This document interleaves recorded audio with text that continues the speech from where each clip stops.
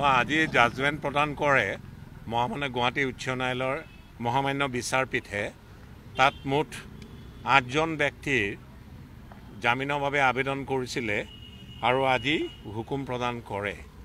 কিন্তু বৰ্তমানলৈ যি হুকুমৰ ৰায়দান তাৰ চাৰ্টিফাইড কপি আমাৰ হাতত আহি পোৱা নাই আৰু সেইবাবে কিমান টকাৰ জামিন দিলে আৰু কি কাৰণত জামিন দিলে বৰ্তমানলৈ আমি অৱগত নহয়।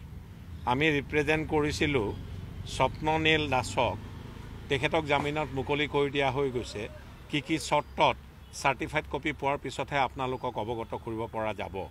আৰু 4জন ব্যক্তিক জামিনক মুকলি কৰি দিয়ে মহামান্য গুৱাহাটী উচ্চ ন্যায়ালয়ে। তাৰে এজন জিতেন ডেকা, তেখেতৰ হৈ আন অধিবক্তা আছিলে, তেখেতক জামিনত মুকলি কৰি দিয়ে অসুস্থতাৰ গ্ৰাউণ্ডত ইণ্টাৰিম বেইল। আন এজনক জামিনত মুকলি কৰি দিছে অভিজিত চান্দ্ৰা, তেখেত অভিযুক্ত আছিল ডিব্ৰুগড় গোচৰটোত, আপোনাৰ ডিব্ৰুগড়ৰ গোচৰটোত, আৰু ডিব্ৰুগড়ৰ গোচৰটোত জামিন পাইছে বিশাল ফুকনেও আৰু তাৰ্কিক বৰা। আৰু 3জনৰ জামিনৰ আবেদন নাকচ কৰিছে মহামান্য গুৱাহাটী উচ্চ ন্যায়ালয়ে।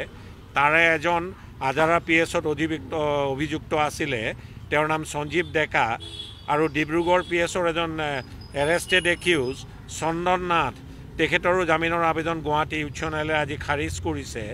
আৰু লগতে খাৰিজ কৰিছে শুভ্ৰজ্যোতি কুৰ্মী, তেওঁ ক্ষমা কৰিব নামটোৰ ইফাল সিফাল হ'ব পাৰে, তেখেতো এজন একিউজ আছিলে who has been arrested in connection with the Dibrugarh police station case. এই গোটেইকেইজন 3জনৰ জামিনৰ আবেদন নাকচ কৰা হৈছে। 8জনৰ বাবে শুনানি গ্ৰহণ কৰিছিলে আৰু বাকী 5জন মই পুনৰবাৰ দোহাৰিলোঁ। স্বপ্ননীল দাস, যাক আমি ৰিপ্ৰেজেণ্ট কৰিছিলোঁ, আৰু জিতেন ডেকা, তেওঁ আজাৰা কেছত অভিযুক্ত আছিল, তেওঁক ইণ্টাৰিম বেইলত মুকলি কৰি দিয়া হৈছে অসুস্থতাৰ গ্ৰাউণ্ডত। অভিজিত চান্দ্ৰা, তেখেত ডিব্ৰুগড় পুলিচ ষ্টেচনে গ্ৰেপ্তাৰ কৰা এজন একিউজ আছিলে, তেখেতক জামিনত মুকলি কৰি দিছে।